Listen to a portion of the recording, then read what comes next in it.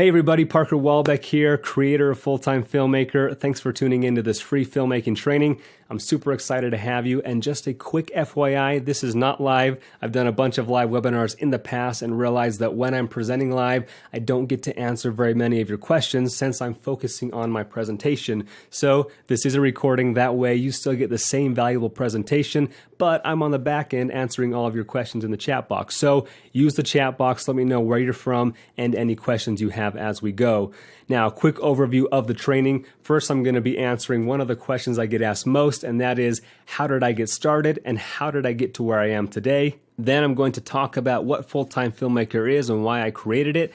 And then we're going to give you a sneak peek at some of the content inside Full-Time Filmmaker by revealing my top 10 secrets to achieving cinematic shots, my 6 steps to making money, and then if you guys are okay with it, because I'm giving away so much free value in this training, I'm going to be making an exclusive offer at the end for anybody who wants to learn more beyond just this free training. And to close the training, I'm going to be answering a long list of my most frequently asked questions. I've had millions of people watch this webinar, and I've written down the most asked questions, and I will be answering all of them at the end. Now, before we get started, let me answer a few questions up front that I always get asked. The first one is, who is this training for? It's geared more towards beginners and intermediates, but also towards professionals who are struggling landing more clients or sponsorships. Basically, anyone that is looking to improve their video skills or improve their income from their video skills. Question number 2, how long is this training going to be? This training is 1 hour long, and no, I'm not just pitching my product the whole time. I'm sharing a ton of content from the Full-Time Filmmaker course. I've even had people that have watched this webinar tell me that they learned more in the 1 hour training than they did in a full year of film school. So make sure you're ready to take notes because I won't go slow, and every minute will be jam-packed with valuable information. So without further ado, let's begin the training.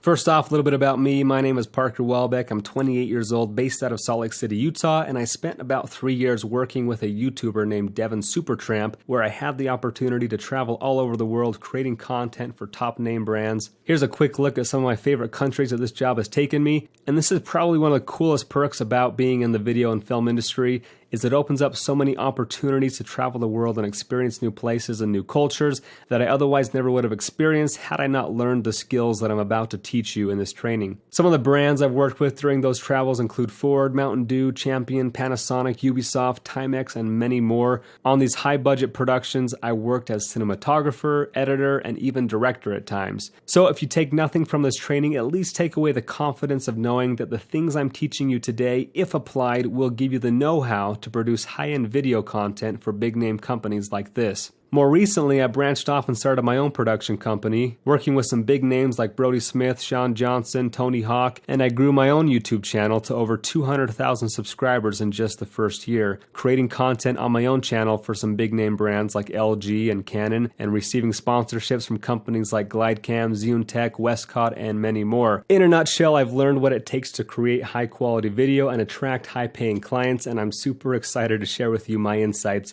right now. So let's dive in. How did I get started? I always get asked this question because people don't know where to start. All they know is they want to be able to shoot professional videos and potentially make money doing so, but don't know how to break into the industry and aren't sure if going to film school is the right step. So I'm going to be sharing with you my story and the steps I took to get to where I'm at today without going to film school. So let's rewind all the way back to what motivated me to get into filmmaking in the first place. 5 years ago, I had zero filmmaking education, zero experience, and I didn't even own a camera. I was knocking doors, selling DirecTV in the hot weather of Texas, absolutely hating my job. I dreaded waking up every morning and going to work, but I needed the money, and I think that's where a lot of people are in life, especially people who are in college and high school trying to figure out how to get by financially while also trying to figure out what you really want to do for a career. And one night after a long day of knocking doors, I came across a quote by Steve Jobs that completely inspired me and changed my life. It reads, "Your work is going to fill a large part of your life, and the only way to be truly satisfied is to do what you believe is great work, and the only way to do great work is to love what you do. If you haven't found it yet, keep looking. Don't settle." Now, I was currently settling for a job that I didn't love, so I made the commitment right then and there that I wasn't going to do for a job something that I hated just to make money.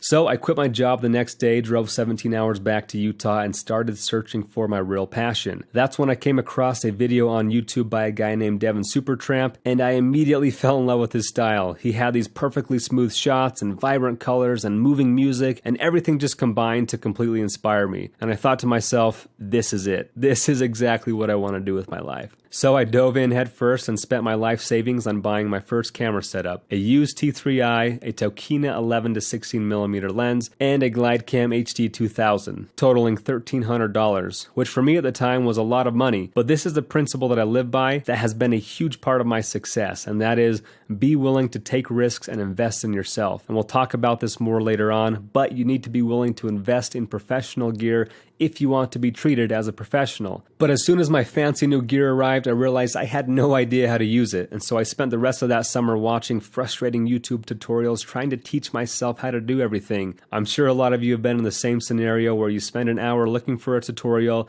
finally find one that looks promising, but it's 20 minutes long and you're lucky if you get 30 seconds of useful information out of it. Huge waste of time. I know how it goes, and that's a huge reason why I created Full-Time Filmmaker, is because I wanted to give people an alternative to traditional film school, which could cost you hundreds of thousands of dollars and years of your life, and an alternative to spending months and years of your life watching YouTube tutorials and learning from your own mistakes. And we'll talk more about this later, but the point is, I've been where you guys are. I know how frustrating that process can be. But after 3 or 4 months of tutorial watching and learning by trial and error, I took my limited knowledge down to SUU, where I was attending school at the time, and that's where I had my first opportunity to create a name for myself. The first event of the school year was this awesome paint dance, and while dancing with my friends, I noticed that nobody was filming the event, and immediately recognized this as an opportunity to pose myself as the professional filmmaker on campus. So I ran back to my car, grabbed my camera, jumped over the fence, and hopped onto stage and just pretended like I knew what I was doing and like I was the one that was hired to film the event. And this is a huge principle to my success. Be confident. Be confident in yourself and take opportunities when they present themselves, because that's the only way to grow and get better. And I often refer to this principle as fake it till you make it. And that's exactly what I did. I winged it. I started directing the students and the DJ, telling them exactly what to do, and pretty soon everybody thought that I was the filmmaker that had been hired by the school to film the event. I then took that footage home, pulled an all-nighter editing together a video, posted it on YouTube the next day, and everybody started sharing it like crazy. Everybody loved the video, including the administration, who saw the video, pulled me into their office and said, "We love this video you just made, and we'd like to offer you a scholarship to film the rest of our events for the rest of the year." And I was like, yeah, of course I'll take a scholarship. And just like that, I went from not knowing anything about filmmaking to becoming the director of cinematography at Southern Utah University. And all of a sudden I was the big wig on campus, filming all the events, creating all the video content for the university, and it was all thanks to me having the confidence to fake it for one night until I made it. And within a couple of months, I was able to make a return on my initial investment by landing a full scholarship and landing other paying gigs around campus. But I didn't stop there. Another huge key to my success is continue learning and growing. So instead of being content with my newfound success,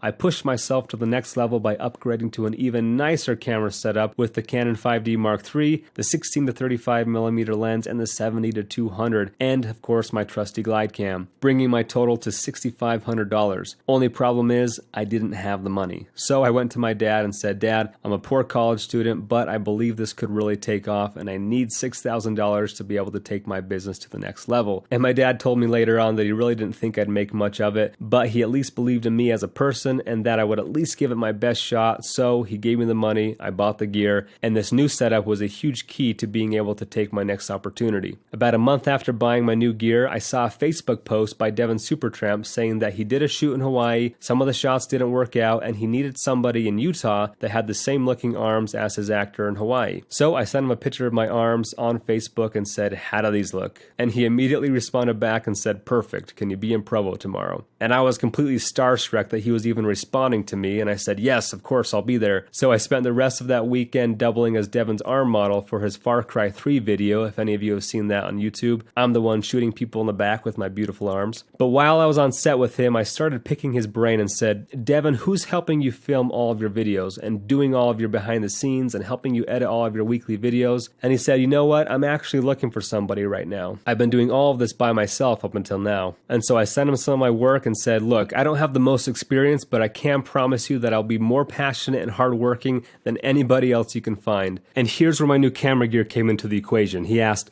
well, what camera do you shoot with? And for me to be able to say, oh, I own the exact same gear you do, I think gave him a lot of confidence to give me a shot because, hey, how bad could I be if I was shooting with the exact same gear as him? So a week later, he called me up to film a behind-the-scenes project, and the rest is history. That is how I started my career with Devin Supertramp. But it wasn't all that easy. I spent my first couple months working for him for free just to add value to his business, and that's another principle that I live by, is add value first. I was willing to work for free for a few months just to show him how much value I could bring to his business, and once he saw the value I brought, he didn't want to live without me, so he hired me on full time and returned the value right back. So with this new job, I was also able to pay back my dad and was able to start making a living traveling the world doing what I loved. And people always ask me, well, if you had this amazing job traveling the world with your personal hero, then why would you ever leave Team Supertramp? My answer, same reason that I got the job in the first place, because I'm not content in life unless I'm continually learning and growing. And after 3 years at Devin Supertramp, I had stopped growing. I was going through the same routines, doing the same work, and there just wasn't a lot of room for me to grow anymore in his company. So I broke off, started my own production company and YouTube channel, which led me to also eventually create Full-Time Filmmaker. Because what happened was my following on Instagram and Facebook were constantly asking me questions, wanting to know how to break into this industry. So one day I sent out a post asking all of my followers, what do you want to learn from me? And I got about 200 questions back and then took every single question and I organized them chronologically from beginning to end, everything one would need to know about how to become a professional filmmaker, even if they were a complete beginner. And then I took all those questions, scripted over 100 pages of organized answers, researching and making sure I was answering all of these questions correctly and concisely, and then took that 100-page script of answers and spent the next 6 months filming and editing training videos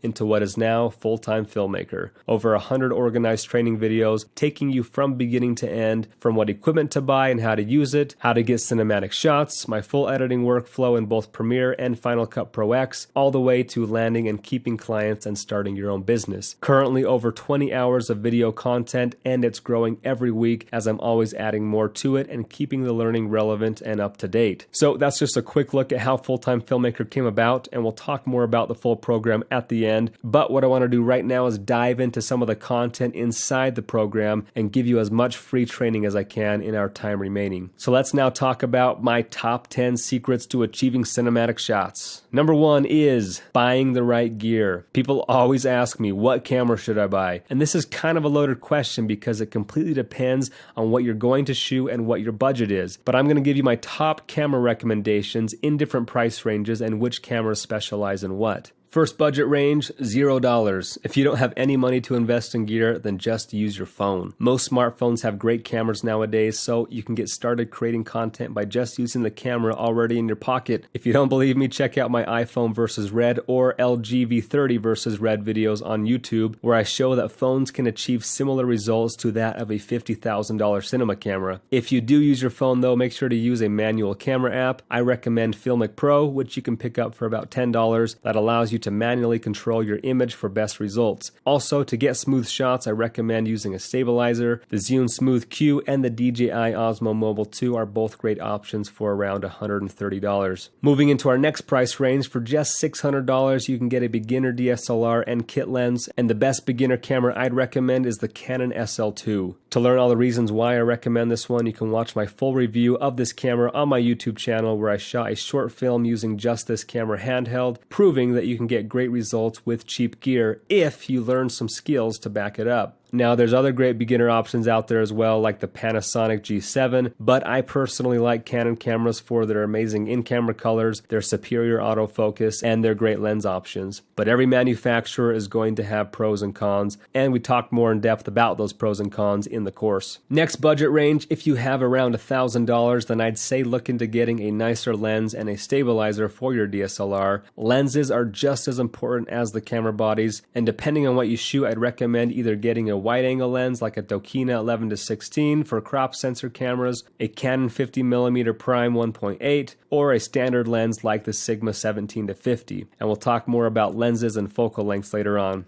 As for stabilizers, I personally love and recommend the GlideCam HD2000, probably the best investment I've made as it helps my film stand out from so many others by incorporating cinematic movement, and we'll talk about how to utilize this tool later on as well. There's also a lot of motorized gimbal options available out there that are similarly priced to the GlideCam, and you can check out my comparison of the GlideCam versus a motorized gimbal and the pros and cons of each on my YouTube channel as well. Moving into our next price range, for around $1,000 just for the camera body, I recommend getting a Panasonic GH4, Canon 80D, or the Sony a6300. Each great for different reasons like the sensor size, resolution, frame rates, and again we talk in depth in the course about all the different things to look for when buying a camera. And for around $2,000, I'd say the two most popular choices are the Panasonic GH5 and the Sony a7 III. These are probably your best bang for buck options for quality cinematography cameras for the price. For around $3,000, I'd say your best options are the Sony a7S II, which is amazing in low light for shooting events like weddings, or the Canon 5D Mark IV. Both of these cameras are full-frame sensors, which gives you more shallow depth of field compared to smaller sensor cameras like the GH5. Jumping up to $5,000, the Canon 1DX Mark II shoots 4K at 60 frames per second and has the most amazing in-video autofocus tracking system on the market. So yes, this is super pricey, but in my opinion, this is the best DSLR for cinematography on the market, but obviously you're going to pay a premium for that. Now, if you've outgrown the DSLR world and are looking to get into higher-end cinema-grade cameras, a couple good options would be the Blackmagic Ursa Mini, the Panasonic EVA-1, and the Canon C200, all sitting around $7,000. Again, each of these with their own pros and cons. If money's just not an issue for you and you want a top-notch cinematic image, RED cameras are the most popular choice. I personally own the Red Weapon 6K camera. They now make 8K cameras, however, that is going to cost you anywhere from $50,000 to $80,000. These cameras specialize in high resolutions, high frame rates, high dynamic range, and they shoot in RAW,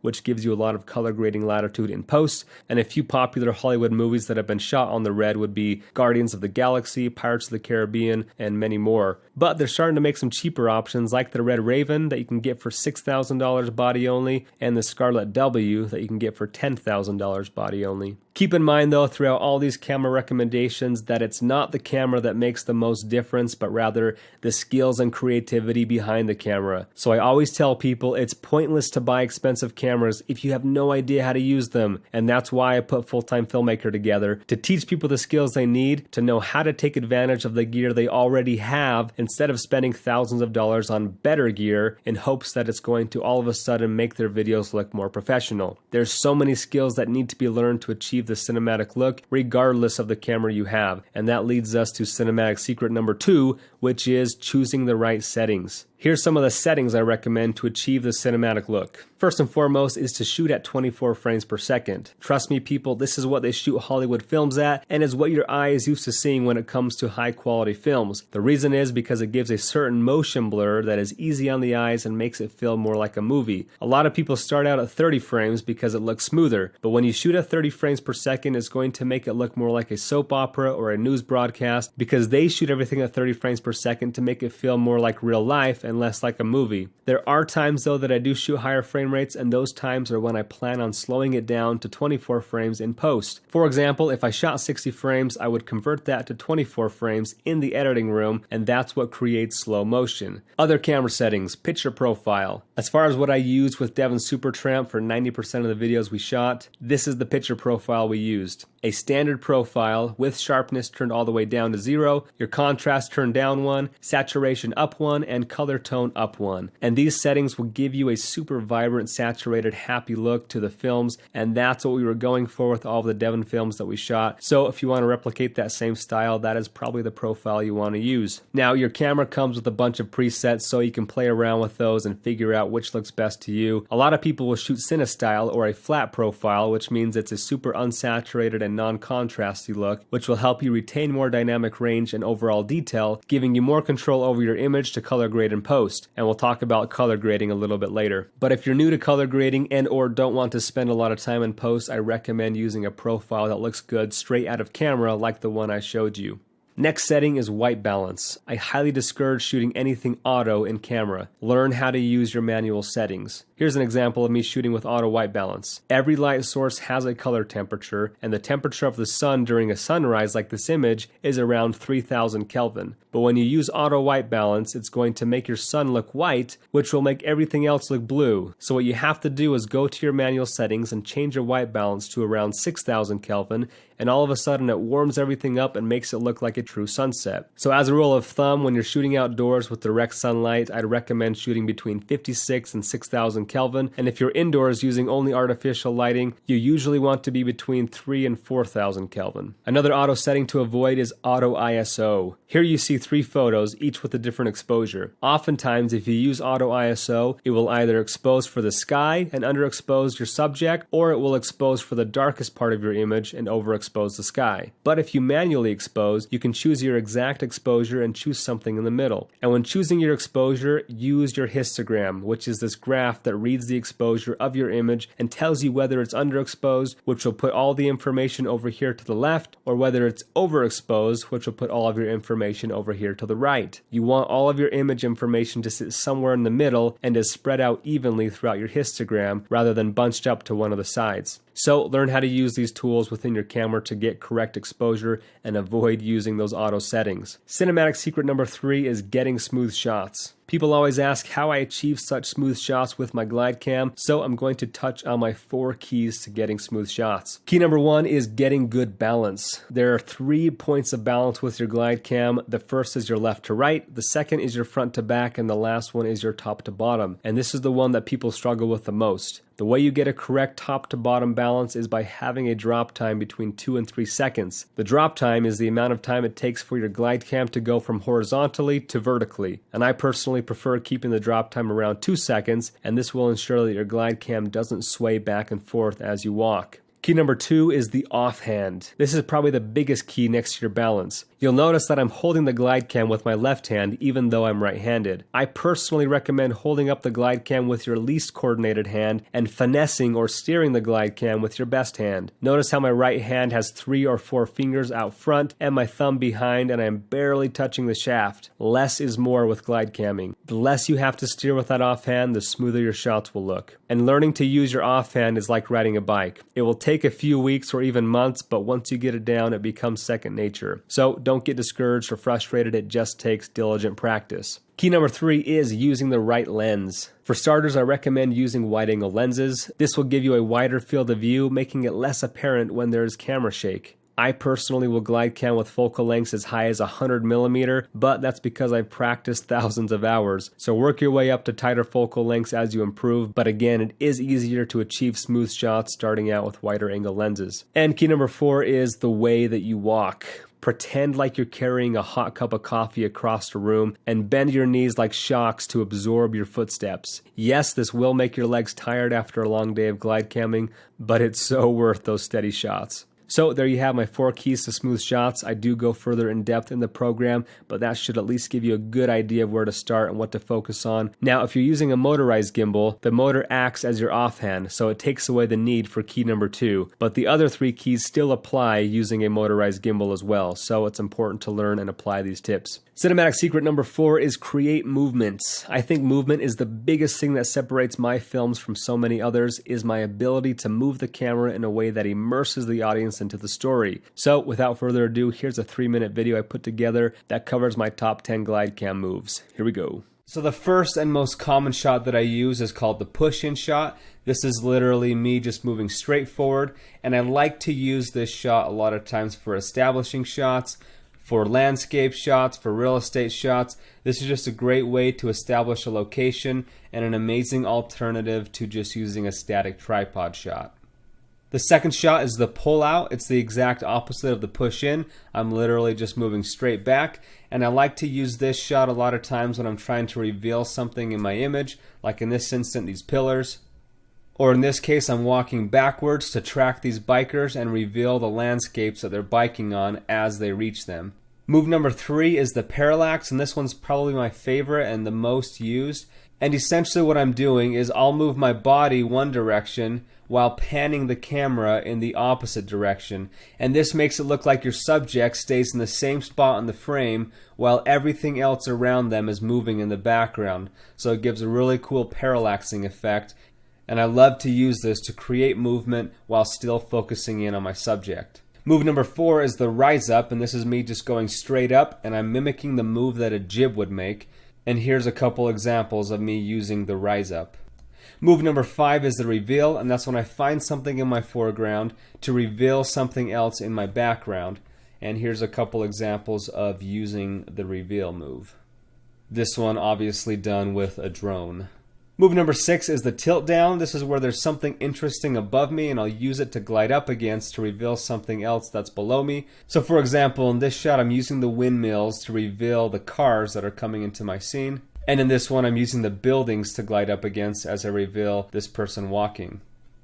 Move number 6 is the opposite. This is the tilt up, and I like to use this for intro shots to establish locations in a video, or to reveal a character to open up a scene.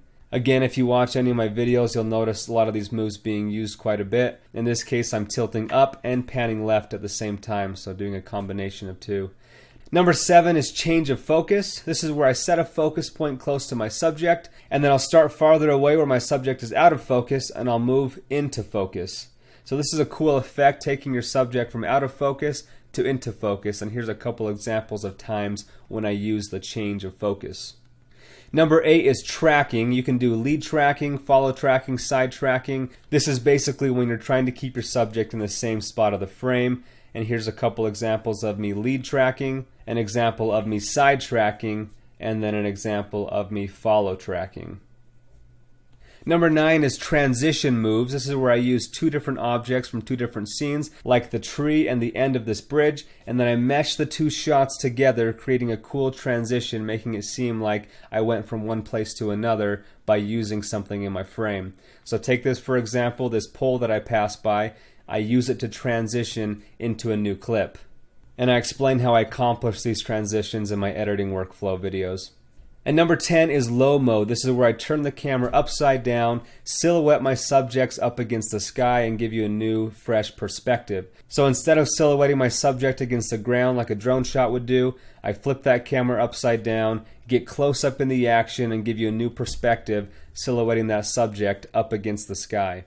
So there you have it. Those are my top 10 glide cam moves. Again, these also apply to using a motorized gimbal. So if you can learn and apply these creative moves, it's going to add a lot of emotion to your films. Moving on to cinematic secret number 5 is create depth. People often ask, what aperture do I shoot at? I personally like shooting at a 2.8 or lower for most things.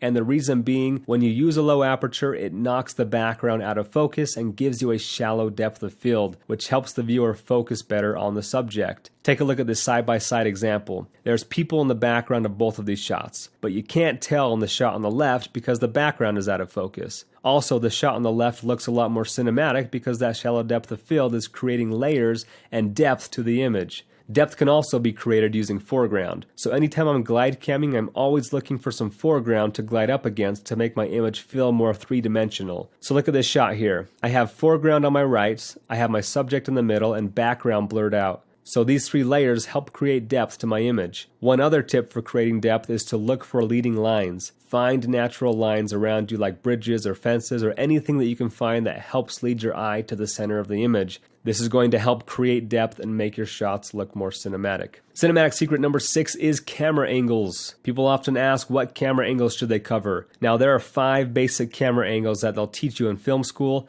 Number 1 is the wide angle, which is usually your establishing shot. 2 is a long full body, which is kind of like a wide shot, but is usually on a tighter focal length that covers from head to toe of your subject. Number 3 is the medium shot, which is just the waist up. 4 is the tight or close-up shot, which is usually just the face. And 5 is the detailed or extreme close-up shot, which focuses in on a specific detail. And then of course you can mix up those angles by doing low angles to show more power and dominance, or high angles to show vulnerability and weakness. And I like to live by something I call the 5-shot rule. When I'm covering an important piece of action, I like to cover 5 different angles. So here's an example of a video I shot for Devon Supertramp. The first angle was a wide shot establishing the location. The second shot was from the front of the kayak using a GoPro. The third shot was from on top of a bridge to give a different perspective. The fourth shot was on the side, right in the action, and number 5 was using another GoPro from behind the kayak. So there I've covered 5 different angles, and then in the editing room I have the freedom and capability to cut between those different angles to give the viewer a much more dynamic viewing experience because of all the different perspectives. Now, I have another video prepared for you that's going to show you a scene that I shot from one boring angle and then shot it again from 6 different angles and then cut between them to show you how much more life it adds to your story when you use multiple camera angles. So here is our second video showing camera angles.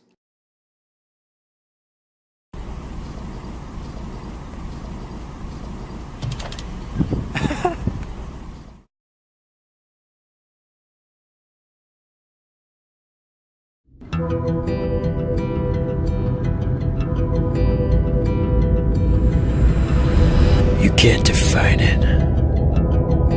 You can't destroy it. It makes your nerves look like steel. It's in your heart. It makes time stand still. It's where legends are born in the final seconds of the game. Boomtown.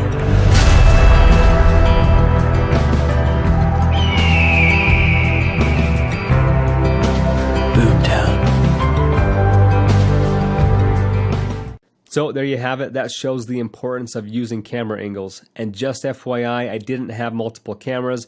I just reshot the same scene over and over again from a bunch of different angles and then worked my magic in the editing room to piece it together. You'll also notice that in the editing process, I added sound effects, cinematic music, a voiceover, slow motion, color grading, aspect ratio. So there's a lot of things that went into making that more cinematic, and I cover all of those topics in the full program, but camera angles were a big part of making that more cinematic. Cinematic secret number 7 is perspective or lens choice. Which lens should I use and when? Now, this is one that took me years to understand, and honestly, I was just guessing for a long time. So I'm now going to share with you the lenses I like to use and when. First and foremost is my favorite lens, the wide angle lens. I like to use my 16-35 when I'm shooting things like landscapes because the wide field of view allows me to see more of my surrounding scenery, or when I'm shooting real estate, it makes the house look bigger, or when I'm shooting action sports type stuff and I want to get really close to the action while still being able to see my full subject in the frame. But times that I don't use 16mm is when I'm doing close-ups of the human face. As you can see, it distorts all the facial features and isn't very flattering. And it's been said that between 70 and 100mm is the most flattering focal length for the human face. So when I'm shooting something like a wedding or portraits, I always pop on my standard lens, the 24-70mm, and this allows me to zoom into 70mm when I'm shooting tight shots of faces, but I still have the flexibility to get pretty wide by zooming out to 24mm to get that wide group shot of the entire family. So your 24-70 is probably going to be your most versatile all-purpose lens. My next favorite lens is my 70-200 telephoto lens. And the times when I use this guy is when I can't physically get any closer to my subject. Like on this one, I was about 200 yards away on a bridge and I just zoomed all the way into 200 so that I could still fill the frame with my subject. Or when I just want to get super tight compressed shots. Now, as far as prime lenses go, I use Sigma Arts, and I currently own a 20, 50, and 85 millimeter, and I use these prime lenses when I'm shooting low light situations or when I have more setup time and can plan out individual shots, since prime lenses will give you a sharper, cleaner image. But a lot of times I need the versatility of zoom lenses, so those are my favorite lenses to use and the times I like to use them. Cinematic secret number 8 is keep focus. Everything could be perfect about your shot, but if you're out of focus, it's not usable. So one of my biggest questions I get is, how do I keep my subjects in focus while I'm moving? Now, I have a free tutorial on my YouTube channel covering this in depth, but here are my 4 main tips for staying in focus. Number 1 is get a camera with really good autofocus tracking like Canon's dual pixel autofocus. I use my autofocus a lot, especially for things like interviews or weddings or anything where I have predictable moving subjects. Number 2, for manual focus, I'll set my focus, then maintain the same distance from my subject throughout the whole shot. Number 3, for more of a handheld look, I will just hold the shaft of my glide cam and change focus as I move closer and farther away from my subject. Or if you use something like a Crane 2, it has a focus wheel that allows you to rack focus manually as you move. And tip number 4 is to use a high aperture, like between 16 and 22, so that everything is in focus. Cinematic secret number 9 is polarizers. People always ask which filters I use and how do I get more dynamic range in my image. My answer is polarizers. I rarely use ND filters. I much rather prefer using polarizers, and this is why. Check out this example of me rotating my polarizer on and off. When the polarizer is on, you notice that the blue sky becomes much more vibrant in the sky, and this in turn makes the clouds pop out from the sky. Also, look at the mountains and the grass. Without the polarizer, they look hazy from the reflection of the sun, but the polarizer cuts through the sun's reflections, making all of your colors look more vibrant. So this gives you the appearance of better dynamic range as it softens those highlights from the sun reflection. So when shooting outdoors, I always try and use my polarizer, and the polarizer I use is the B&W Kaisamon circular polarizer, which is about $140 depending on the size of your lens. Cinematic secret number 10 is lighting. People always ask my techniques for getting the most out of just using natural light. So I'm going to give you my 3 factors that I look for that affect natural lighting. Number 1 is the time of day. Best time of day to shoot, for those of you who don't know, is golden hour. This is the first hour of light in the morning and the last hour of light at night. When the sun is low in the sky, it creates a more flattering, beautiful light, versus if you shoot at noonday when the sun is directly overhead, it's much less flattering and the colors outside are less saturated, so I always try and schedule my shoots around golden hour. Another reason for shooting at golden hour is it allows you to use the sun as backlight, which is number 2, camera direction. Now personally, I love shooting into the sun because when you use the sun as your backlight, it gives you those beautiful sun flares coming in and out of your image, which is a super popular cinematic look. Using the sun as backlight also creates even light on your subject's faces, versus having your subject's faces being lit directly by the sun. In this example, the subjects on the left have raccoon eyes because the sun is directly overhead and in front of them. You can see all these harsh shadows on the face and they're squinting because the sun's in their eyes, versus on the right, their eyes are wide open and there's no squinting and no harsh shadows on the face, just nice even light. So I highly recommend, especially when shooting people's faces, to place the sun behind them. Now there are times when I like using the sun as a front light source. Here's an example of shooting a landscape on a cloudy day, and then that same shot but with the scene being front lit by the sun. Look how much more color it adds to have the sun out. So when I'm doing landscapes, I like it to be super sunny. And in this case, that meant I had to wait around for a half hour for the weather to change to get a better shot. Which brings me to my 3rd factor that affects natural light, and that is weather. If you can, try and wait for the sun to come out because it's going to help your images pop more. But if it is cloudy, it's not always a bad thing. Don't just put your camera away and wait for the sun to come out. There are certain things that actually look better with clouds. For instance, shooting weddings or people's faces are great on cloudy days because the clouds actually act as a giant diffuser, which softens the light and creates a more flattering look on people's faces. So figure out how to utilize different weather patterns to your advantage. If it's rainy or snowy, some people would put their cameras away, but me, that's the best time to get epic slow motion shots because you have the rain or snow creating movement, so when you slow it down, it looks super epic. So there you have it. Those are my 3 factors that affect natural lighting. Again, I cover this more in depth in the course, and I also cover my techniques for using artificial lights to shape light and create cinematic lighting patterns, like the Rembrandt lighting pattern that is one of the most popular lighting patterns used in Hollywood films. By knowing where to place your lights or your subject in relation to those lights, you can create shadows that shape your subject in a cinematic three-dimensional way, helping create depth to your image. So there you have it. Those are my 10 secrets to achieving cinematic shots, and I'm actually going to throw in one more bonus secret, and that is editing. A lot of people don't realize that half of the cinematicness of my videos happens in the editing room, and the editing software I use is Adobe Premiere Pro, and Adobe actually uses my footage that I shot in Guatemala as their demo footage when you first open up the app, which is kind of cool. But in the course, I actually teach from both Premiere and Final Cut Pro X, so it doesn't matter which one you use, the course teaches both. But I'm now going to give you a few editing tips. Obviously, I can't even scratch the surface of everything there is to learn in just a few minutes, but I want to give you some of my big things to look for. The first editing tip is that audio is equally important to the video. Do not neglect audio. I can't harp on this enough. That's one of the biggest telltale signs of an amateur film is if the audio sounds terrible. So make sure you get close enough to your subject when you're recording audio to ensure that you capture quality sound, and also make sure to sound design. This means you're adding sounds on top of what you recorded that will help everything come to life. For instance, I shot this landscape clip and I didn't get a very good soundbite, so I have some stock sounds that I use, like an ambient noise of some birds chirping and the ocean waves crashing.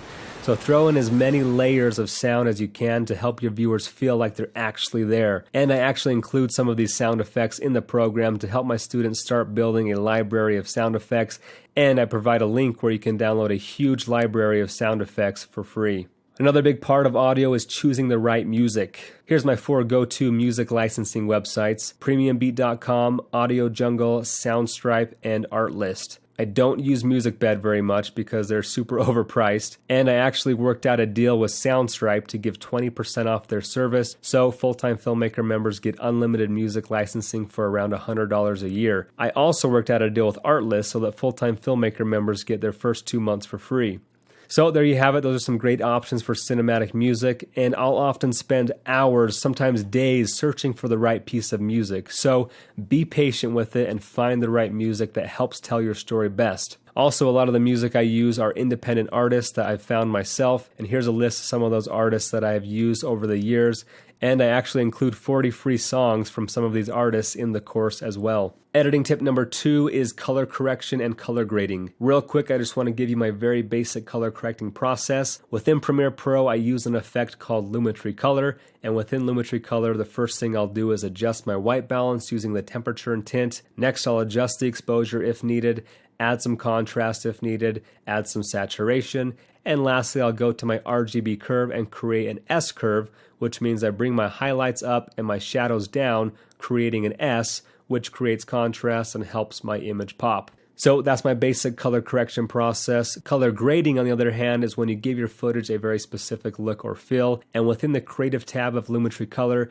you have the option to add LUTs or lookup tables, which are basically color grading presets, and you can then choose a look that fits your story. One of the most popular color grades out there is the orange and teal look, or the blockbuster look. Many on YouTube are calling it the Sam Colder look, and I actually provide 2 of my favorite orange and teal LUTs that I use for free in the course, and links to where you can download other awesome free LUTs as well. And for you Final Cut Pro X users, all these same tools can be found in Final Cut Pro X, and I teach that full workflow from both softwares. So there you have it. Those are my top secrets to achieving cinematic shots, but knowing them isn't enough. You got to get out and actually practice these to learn them. Practice makes perfect. Now, real quick, I want to shift gears and talk about how to actually make money once you've learned these skills. First, let's talk about the industry of filmmaking and video production. About 10 years ago, the only way to make high quality video was by having super huge expensive cameras with huge expensive lights and dollies and jibs and a 50-man crew to make everything work properly. But something happened about 10 years ago that I call the video revolution. In 2005, YouTube came out and became the largest video streaming platform that instantly connected the world through video. And then in 2008, DSLR video was introduced by cameras like the Canon 5D Mark II, which suddenly made it very affordable and accessible to achieve movie-like footage. And this was shortly followed by drones and glide cams and 3-axis gimbals, all of which are rapidly changing the face of filmmaking. Now, for a few $1,000s and a one-man crew, I can get similar looking shots to that of a huge 50-man crew and $1 million budget. And this accessibility and affordability has sparked the digital video industry and has exploded the amount of brands and businesses that use YouTube and online digital video to promote and sell their products. From 2006 to 2012, you can see the difference in amount of online digital video that has been created by top brands in the world. And from 2013 to 2015, the amount of money being spent on digital video has doubled from a $2.8 billion industry to a $5 billion industry. And just in 2016 alone, it almost doubled again, hitting over $9 billion. So what I'm getting at is that the demand for digital video is higher than ever. There are millions of businesses around the world creating videos, and somebody has to create those videos. And that's where you and I come in. And the coolest part about this job is it's so diverse. There's so many different types of industries that require high quality video production. And here's just a few industries that I've personally stepped into that have all been big money makers for me. High-end luxury real estate videos, wedding videos, events like paint fights or lantern festivals, music videos, action sports videos like Devon Supertramp style, corporate videos, travel and tourism videos, shooting for stock footage companies, documentaries, independent films, and many more. With so much versatility in this job, I feel like there's never a shortage of business, and I never get bored because I'm always shooting different styles of videos each month. Or if you want to specialize in just one field, I personally know wedding videographers who make 6 figures a year just shooting weddings. So what I'm getting at is that there's never been a better time to get into filmmaking. Please don't give up your dreams because you feel like you're too late in the game and the market is already too oversaturated with other filmmakers. There is plenty of work to go around for everybody, and a lot of my students are proving that as I've helped them grow their businesses. Just last year, one of our members started the course and within 3 months quit his day job because he was making twice as much shooting wedding videos and small business commercials. So if he can do it, so can you. Which brings me to my next question I want to answer, and that is, how can I make money making videos? To answer this, we're now going to go over my 6 steps to making money. And again, I can't cover these all in depth in this webinar, but I'll at least give you the steps real quick to give you an idea. Now, we talked a little bit about the first one, invest in yourself. You have to be willing to spend money if you want to make money. Be willing to take risks, maybe even go into debt a little bit. It's kind of like paying for an education. Be willing to invest in your future. I can't emphasize that enough. Number 2 is master your skills. What is going to separate you from other filmmakers out there? No one is going to hire you over someone else if their videos are better than yours. And this is why I created Full-Time Filmmaker, to help people master their video skills so that their work stands out from the crowd. Number 3 is build a portfolio. This is huge. You need to have demo videos that show clients in order for them to trust that you can pull off a certain level of quality. If you show them your work and they still don't hire you, then you probably need to go back to step number 2 and work on mastering your skills. Number 4 is market yourself. Even if you don't feel confident in your skill level yet, you have to put your work out there. Use social media to get eyeballs, because the more eyeballs that watch your videos, the greater your chances are that somebody with a video need will want to hire you. Without fail, every time I post a new video, I get more job offers. So always share your work, and I talk more in depth in the program on how to share videos most effectively to increase total viewership and start building a following. Number 5 is build relationships. A huge part of my success was building a relationship with Devon Supertramp, getting connected to his circle of influence, and a lot of my clients come from the relationships I built while working there. So networking to the right people is a huge part of landing jobs, and we'll talk about our amazing community and network of filmmakers that we've built inside Full-Time Filmmaker in just a second. And lastly, number 6 is add value first. I live by the principle that I like to call free to fee. In other words, be willing to work for free before you charge a fee. I promise you, if you go into a company and say, I want to take your backpack around Southern Utah and make a free commercial for you, of course they're going to say yes. And that's exactly what I did with the company Cotopaxi. And then I sent them the final video and they were like, wow, this content is amazing. We'd like to hire you to go to Hawaii and do the same thing. And I said, awesome, that sounds great. I charge $5,000. And that's how I've gotten a lot of my work, especially starting out, is offering my services for free, adding value first so people can see how much value you bring to their company and wanting you to make more videos. Another awesome example of this is in 2016, I shot an iPhone versus Red video on my own dime, in my own time, posted it to YouTube, and a year later, LG saw it and asked if I could make a similar video for them for their new LG V30 smartphone and gave me a $40,000 budget to do so. But had I not created that free content a year earlier,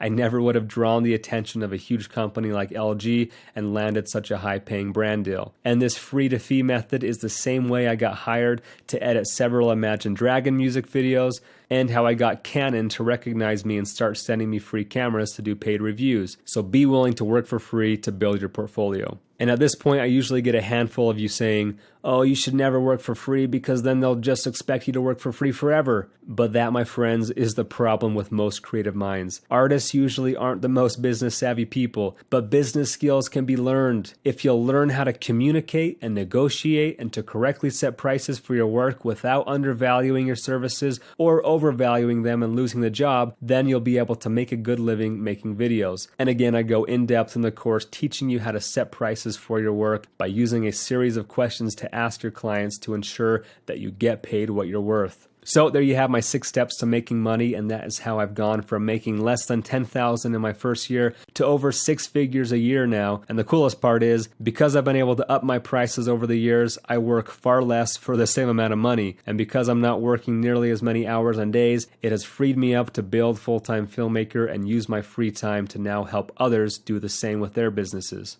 So now I want to dive into Full-Time Filmmaker to give you an idea of what the full program includes for anyone who enjoys my teaching style, has gotten some good value out of this webinar, and would like to learn a whole lot more. Again, this training has only been 1 hour, and the full Full-Time Filmmaker program is over 20 hours of video content just like this, and I'm adding to it every month. So as far as content goes, here's a quick look at the topics I cover. I have a full section dedicated to helping you buy the right gear. I've spent hundreds of hours researching gear to make sure I buy the best bang for my buck, so I go in depth telling you all the things to look for when buying camera bodies, lenses, stabilizers, microphones, lights, computers, softwares, and I even go fully in my bag and show you everything I've ever bought so that you can know not only the things that you should buy, but help you avoid some of the things you shouldn't buy. I also do gear comparisons showing you different products and different price ranges so you can see how the quality compares and know what you'll be getting for your money. So just through these comparisons, I could probably save you thousands of dollars by helping you know which things to avoid buying and some cheaper alternatives to expensive items that will give you a similar result.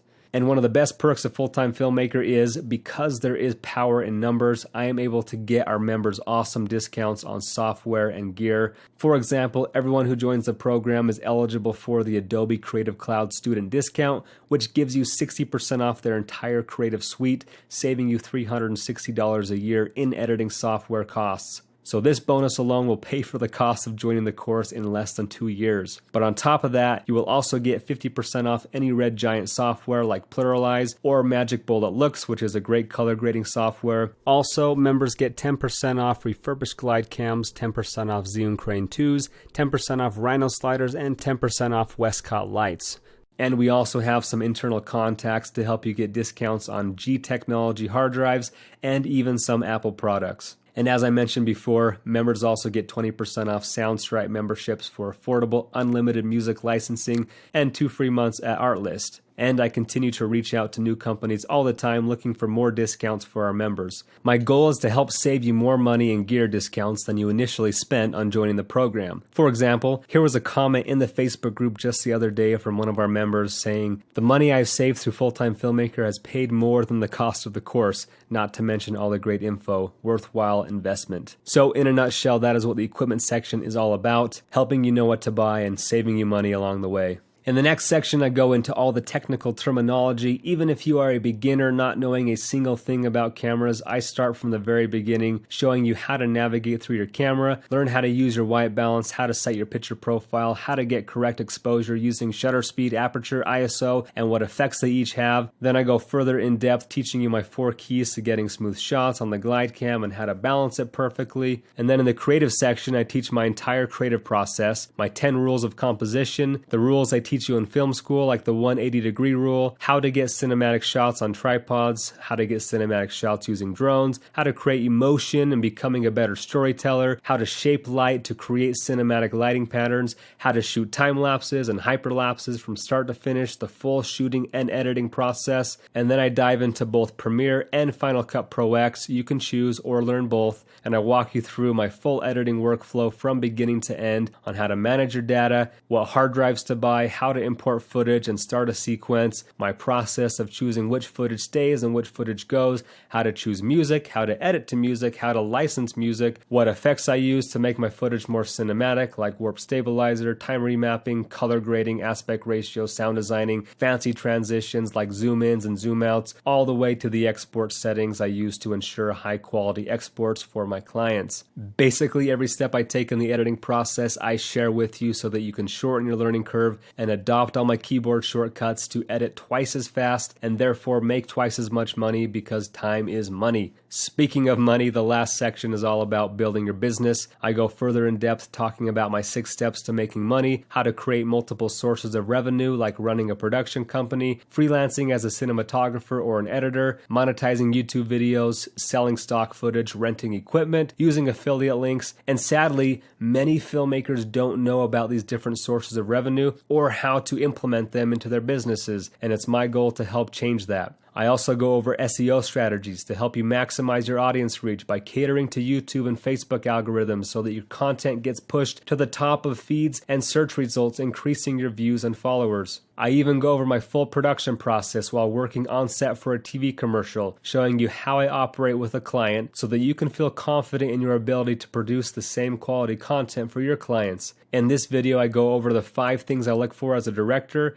and the different roles that need to be filled in a production, and I've recently started a new section called Taught by You, where I put in video tutorials posted by other talented filmmakers in our group that have different skills and different workflows so that you can see not only how I do things and how I've been successful, but how other filmmakers have been successful as well. And then at the end of each section, I provide quizzes that you can take to see if you've missed anything and go back and relearn those concepts you've missed. So that is the content in a nutshell for you. Like I said, I'm always adding new content as I learn new things to keep the learning relevant and up to date. And like I talked about earlier, I credit a lot of my success to the fact that I had Devin Graham as my personal mentor, along with his circle of influence, to answer my unique questions. So I'm throwing myself in as your personal mentor, so you'll always have somebody to email or chat with to help answer your questions or review your work and tell you what you need to work on to improve your skills. And even more valuable than my mentoring and my feedback is the mentoring and feedback from our exclusive community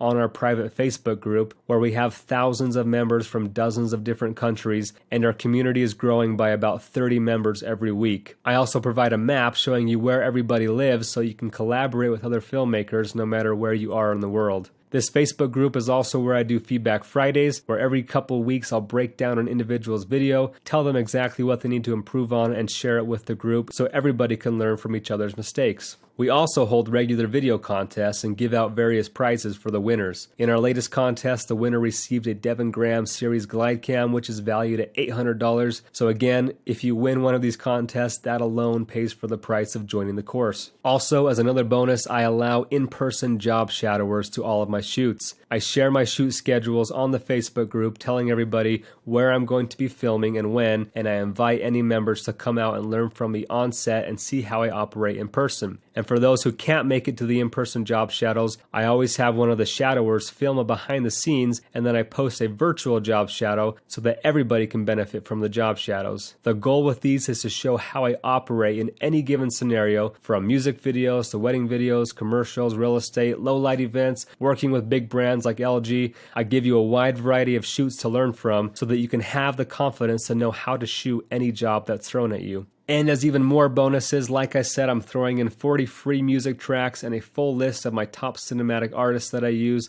20 of my most used slow motion sound effects, 2 free orange and teal LUTs, and even my release waiver form and invoice template to assist you in running your business. So there it is. That is what Full-Time Filmmaker includes. It is a lifetime membership, so there's only one upfront cost, and you will have access to all the current content and all future content for life. And just that alone, just the content existing in the course right now, in the opinion of many of our members, is worth more than a semester at film school, which could cost you upwards of $5,000. Here's an example of one of our members who actually attended film school and the review he left me. Andrew Guilford said, "Your teaching is clear and thorough and advice is dead on. I've been in film school for 2 years using standard industry equipment, Red Dragon, Premiere, giant jibs, huge dolly setups, and you've summed up in 2 years of classes in about 24 videos. So cool." Another member who took the YouTube route before he joined the course said, "I just want to say this course is amazing. I had made a few videos on my iPhone and thought they were all right,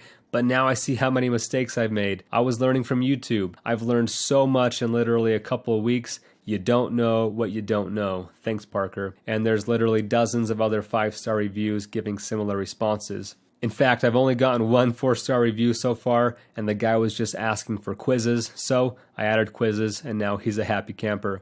But my favorite responses from my members are those who tell me they've landed great jobs and furthered their businesses because of what I've taught them. And that is what the whole goal of Full-Time Filmmaker is: to help you make a return on your investment. Buying camera gear is not cheap. Education is not cheap. So I want to help save you time and money through your buying process, help you save time learning how to use that gear so that you can start making money faster and earn back what you've spent on all your gear. There's the old adage that if you give a man a fish, you can feed him for a day, but if you teach a man to fish, you can feed him for a lifetime. My goal with Full-Time Filmmaker is to help you make a lifetime of income doing something you love because of the things you learned in this program and from this community. And here's one more example of one of many members who is making a return on his investment. Matt Hutchison of Ontario, Canada said, "I have attended film school and spent about 15 grand on my education, and I can honestly say that the information I've learned in this course has proven more valuable to me than anything I've learned in college, not to mention at a fraction of the price. I've returned my investments with this program within a few months of applying what I learned from the course, and now I'm going to be traveling all over Canada and the US with a major record label filming videos. If you're considering this program, do it. You won't be disappointed."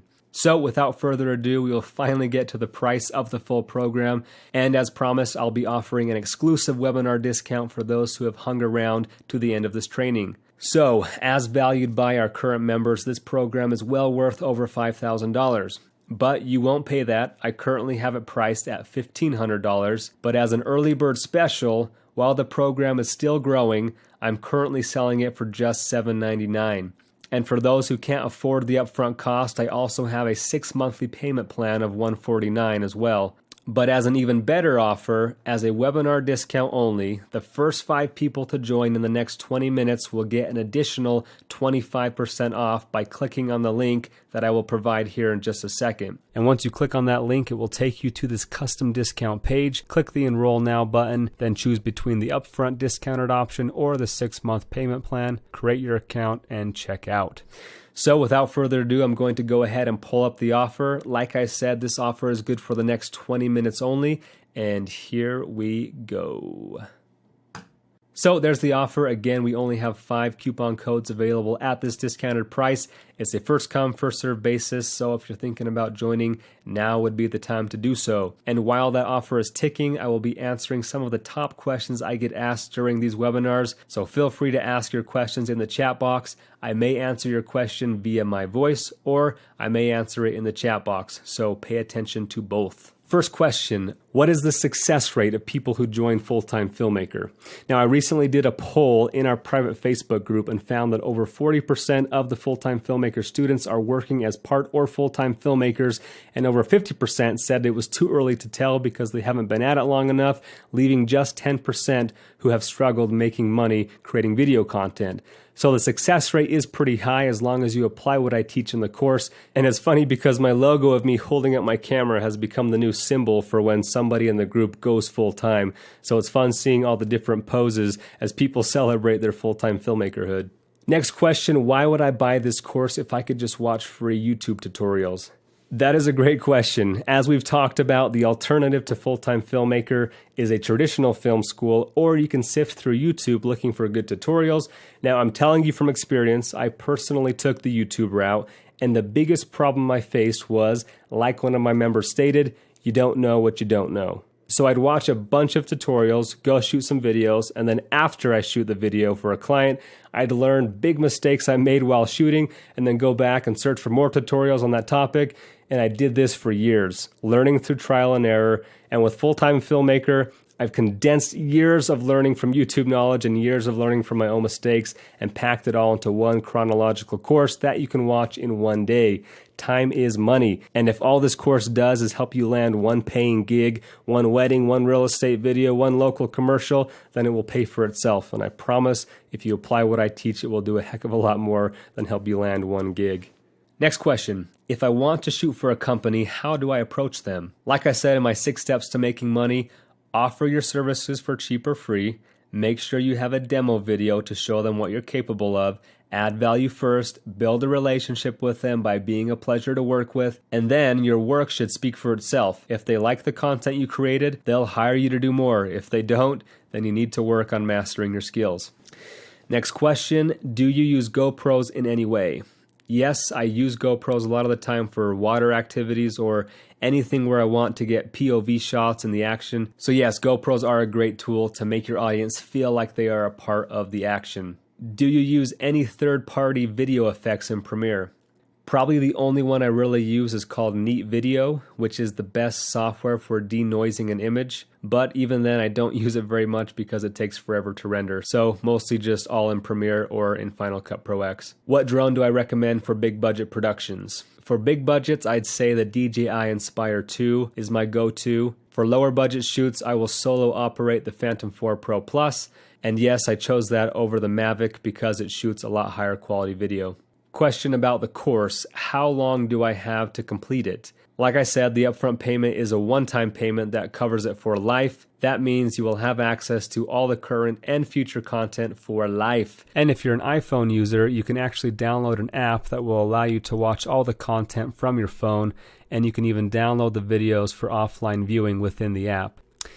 What are my thoughts on Flycam versus GlideCam? I recently did a YouTube video comparing the Devin Graham GlideCam that costs around $800 to the Red King Flycam that costs around $200, and they're actually pretty comparable. Overall, I do think the GlideCam is the better product and the one I would recommend to professionals, but for those on a tighter budget, the Red King is a great option. And I don't think I'd go much cheaper than $200 as there are a lot of cheap options out there, but they will be harder to keep balance and just won't perform nearly as well. Next question, can you use the private group to buy and sell gear? Yes, we always have members selling old gear and other members getting great deals on used gear. So a great use of the private group for sure. In fact, our members say that the private group is one of their favorite parts of the program because they learn so much from each other as everyone has different skills and insights to add. I personally even learn a bunch from reading some of the threads as there are members that are more talented than me in certain areas, so a lot of awesome interactions go on. Next question, GlideCam versus a motorized gimbal like a Ronin or a Zoom crane. My answer in short, different tools for different situations. I personally use my GlideCam most because the GlideCam is more versatile, much easier to travel around with for run and gun shooting, much easier setup and teardown time, doesn't require battery life, has a more natural look and feel. So basically anytime I'm documenting real life, I like the versatility of the GlideCam. I like using my Movi M5 or a Ronin or a Crane 2 when I'm in a fast-moving vehicle or a helicopter because it stands up to wind resistance better. I also like using it better for low-to-the-ground shots, and basically anytime I have more predictable shots, like when I'm shooting a commercial or a real estate video, that's when I like using a motorized gimbal. So again, just pros and cons to each. Here's a big question, how can I get paid to travel the world? Again, follow my 6 steps to making money. As it applies specifically to traveling, you have to find companies that travel. I've done work for Jeunesse, a multi-level marketing company that does company retreats to incentivize their salesmen, and they go on these awesome vacations, and they need somebody to film those trips to attract more people to want to work there. So I've been able to see amazing places around the world, basically just documenting other people's vacations. So either find companies that travel or start your own company or YouTube channel that travels and attract sponsorships to help pay your way. And again, we talk further in depth about landing sponsorships in the course. Next question, should I go to film school? Now, I personally never went to film school, so I don't have a firm opinion on this, but I actually asked the same question to Devin Graham, who did go to film school, and he said, honestly, the education wasn't the most valuable part, but he said the biggest thing he got out of film school was networking with other filmmakers. So to replicate this benefit with Full-Time Filmmaker, we have our worldwide community of members that has allowed many in the group to team up and work together. So going to a film school really is a personal decision. There are pros and cons to film school just like anything else. Now, I get a lot of questions about my opinions on specific types of cameras and lenses, like what do you think of this camera or that stabilizer? And you guys, it really just comes down to personal preference, as each manufacturer has its own set of pros and cons. To see a full list of all my gear recommendations, check out kit.com/ParkerWalbeck, where I show all different cameras and lenses and everything to see all of my recommendations in different price ranges. Again, I will note though that the camera you shoot with isn't nearly as important as the creativity and skills behind the camera. So don't get too hung up on which camera you should buy. Focus more on how to get the most out of the camera you already have. Next question, what if I don't use a Canon camera? Will your course still apply? Absolutely. Many of our members shoot with Sony, Panasonic, Nikon, Blackmagic, and other brands of cameras as well.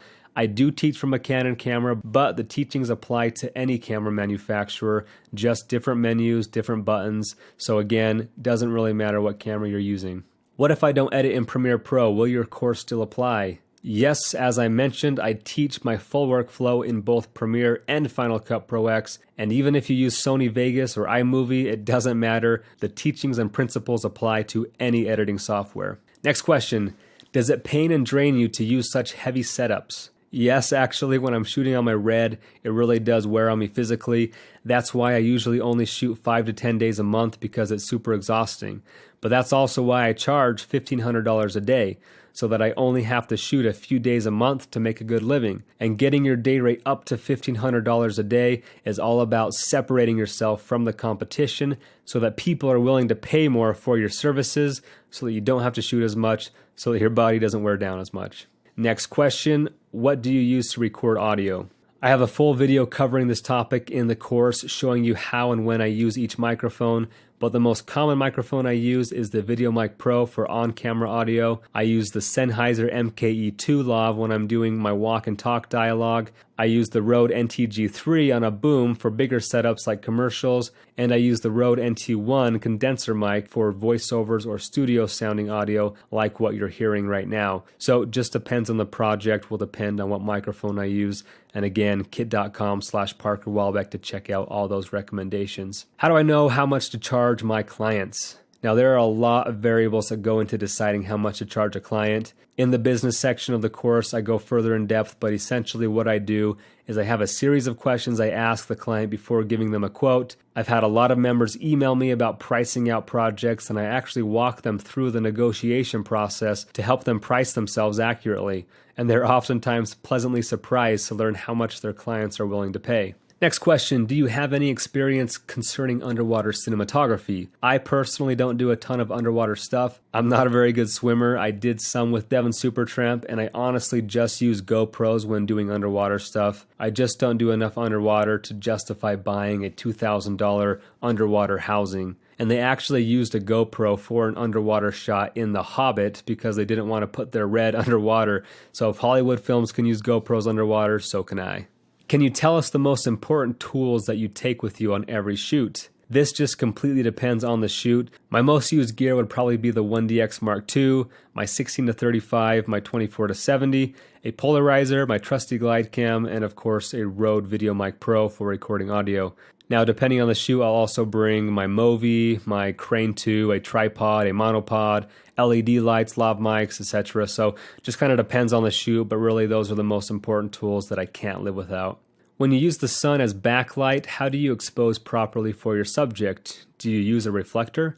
If I can bring a reflector and have an extra helping hand to hold that reflector, that is always ideal to help fill in light and bring up the exposure on your subject. However, a lot of times when you're shooting run and gun as a one-man crew, you don't have that luxury. So what I'll do in those situations is overexpose my sky until my subject is exposed correctly, and I'd say 90% of the footage I shoot into the sun is without a reflector, and it still looks beautiful, so don't feel like you have to have a reflector to get that same look I'm getting. Which computer do you use for editing? I personally have a MacBook Pro and an iMac 5K and an iMac Pro, and they all have the specs maxed out. Obviously, the faster your computer is, the faster you can edit, and therefore the more money you can make, but you can get away with less expensive. I started out with a $1,000 used MacBook and edited my first 50 videos on that. So I'd say just use what you got and work your way up to faster machines for more efficient workflow as you grow. Next question, do you create a storyboard before each shoot? Again, just depends on the shoot. Usually the more pre-planning you have done, the smoother your shoots will go, but sometimes the client is unorganized and you just have to wing it as you go. And I actually talk about that whole storyboarding process in the course while I was working on that TV commercial, and I break down for you the whole pre-production process. But there are other times, like in many of my virtual job shadow videos, that shows me just showing up, shooting as much footage as I can, and then piecing all the story together in the editing room. Next question, if I'm only in high school, will this course still help me? Absolutely. This course is made for all ages. We have as young as 13-year-olds in the course and as old as 65-year-olds in the course. Everyone of every age can get started today applying these teachings. Here's just one of our members who is only 15 years old that recently left a review. He said, "This is honestly one of the best investments that I have ever made. I have had this course for about a week now and I already learned so much. Thank you, Parker. I'm only 15 at the moment and this has helped me so much." And another question I've gotten along these same lines is, how do I get businesses to take me seriously if I'm young? My biggest piece of advice to anyone that is trying to get businesses to take them seriously, especially those who are still in high school, is to get out and create content. Businesses won't care how old you are if your work is amazing. Your work is what's going to get you notice and land you jobs, not your age. So if you're young, start creating content now. And as you put content out there, you'll start getting better and slowly start attracting the eyes of local businesses. Don't feel like you have to have a degree or a certain level of credentials to get hired. In all of my years of doing this job, I've never once had a client ask me where I got my degree or ask for any credentials. All they care about is the work they've seen me do and wanting me to do something just like that for their business. So stop worrying about your age or your credentials and just get out and start creating content. Next question, why do I shoot at higher shutter speeds like at 1/500th or 1/1000th of a second instead of using an ND filter? So this question comes from my how to shoot a wedding video that's on YouTube. I shot at higher shutter speeds in that video and people often ask why. A few reasons. Reason number one, using ND filters isn't super practical when you're shooting run and gun like weddings or events, so you'll end up missing about half the shots if you're fiddling around with ND filters every time the sun goes behind a cloud or you go from shade to sunlight. Reason number two is that I prefer using polarizers to get my colors to pop more, and you can't use a polarizer and an ND filter at the same time. Reason number three is that a lot of my clients ask for stills from the video footage, and I can't really pull stills from the footage if it's shot at 1/50th of a shutter speed. It's just way too blurry. So by shooting at higher shutter speeds, I can also pull perfectly clean stills to be used for my clients as well. Reason number four, I actually prefer less motion blur on certain shoots because it makes my image look crisper and cleaner. I've watched Hollywood movies like the recent Beauty and the Beast that have way too much motion blur on some of their panning shots given their focal length and panning speed, and it almost made me throw up. So motion blur is great, but it can be overused as well. Reason number five, it's a different look and style that I prefer sometimes. I don't do it all the time, but once you understand the rule and why it's there, there are times that I choose to break it. And that goes with any of the rules I've taught today. Rules are made to be broken, but you have to understand them to understand why and when you'd want to break those rules. Next question, do you have any tips for growing a following? Yes, I often post in the Facebook group about my tactics for growing my following and getting views on YouTube, but to give you a few quick tips, number one, content. I know I keep talking about this, but maybe that should tell you how important it is. You have to put out content that people care about. Number two, collaboration. Work with people who have followings like I did with Devin Supertramp. My first 30,000 followers on Instagram came from my association with Devin Graham. And number 3, consistency. The more you post, the better, but don't sacrifice quality for quantity. Simply putting out a lot of videos won't work if they aren't very valuable pieces of content. Next question, I can't afford this right now. How can I buy this when I have the money? If you'd like to join at a later time, guys, just shoot me an email at parker@fulltimefilmmaker.com and I'll help you get set up. Or you can visit fulltimefilmmaker.com anytime to sign up on your own. Also, I've had some people ask if the reviews on my website are all real or if I made them all up. I promise you guys they are all real people. I don't have the time to make fake accounts and come up with fake praises for myself all day. I've got better things to do than that. But if you'd like to read more reviews, if you click on the offer link and scroll down, you'll be able to see all the reviews that have been left over the past couple years. And if you have any doubts that they aren't real people, look them up on Facebook, send them a Facebook message, and I'm sure they'll tell you the same thing in private that they did publicly on the website. Speaking of reviews, here's a video review that was sent to me by one of our members just the other day. I always love hearing from you guys and how the course is affecting you. So if you do join, please let me know how you're liking it. It's super important to me that everyone who joins is getting more value out of the course than the money they put into it. So here's JJ from Colorado. Hey man, my name is JJ Fountain. Just want to let you know, man, your class has been amazing. And it was a pretty big decision for me because I don't have like $600 to just throw away on anything. So I kind of used most of the last of the funds that I had for the gear for my production company I spent on your class. And between the discount of the Adobe Premiere monthly fee and all of the wealth of knowledge that you provide, it has been totally worth it, man. It's been a godsend. It's exactly what I needed at the right time that I needed it. It's been a stiff and difficult learning curve, starting a production company and pursuing that dream of mine. But it's been a lot of fun because I love a good challenge and I love learning. And yeah, Full-Time Filmmakers has been huge help. So thank you, man. All your hard work, it does not go unnoticed. So thanks, bud, for everything that you do. There's real people and real faces behind the views on your videos, and I'm one of them. So I just want to encourage you, man, keep up the good work. Yeah, dude, you're awesome. So anyway, just super cool for me to get responses from all of you guys and see that this course really does help real people pursue their dreams. I'm going to answer just a few more questions and then we'll wrap it up here. What is the best backpack for air travel without breaking rules on weight? I talk about this in my What's in My Bag video in the course, but Ape Case makes an amazing backpack for about $150. It has wheels on the bottom, so it allows you to carry your heavy bags by wheeling it, but it also fits in the overhead compartments and is super deep and super durable and fits a lot of gear. And again, you can check out all these gear recommendations at kit.com/ParkerWalbeck. Next question, if I have specific questions, would I be able to email you those questions? Absolutely. Any questions you have, you will have my personal email address so that you can send me questions and I will usually reply within a day or two. And to me, that's what separates this program from so many other educational options out there is you have personal access to a practicing professional who can help you overcome your stumbling blocks and shorten your learning curve. And speaking of questions, hopefully I've answered most of yours in this training. If I didn't cover some of your questions, feel free to email me at parker@fulltimefilmmaker.com and I'll try and get around to those as soon as I can. Also, if you have any other questions or doubts about whether this program is right for you, shoot me an email. I'm super accessible, guys. Let's chat about your situation and see what we can do to help.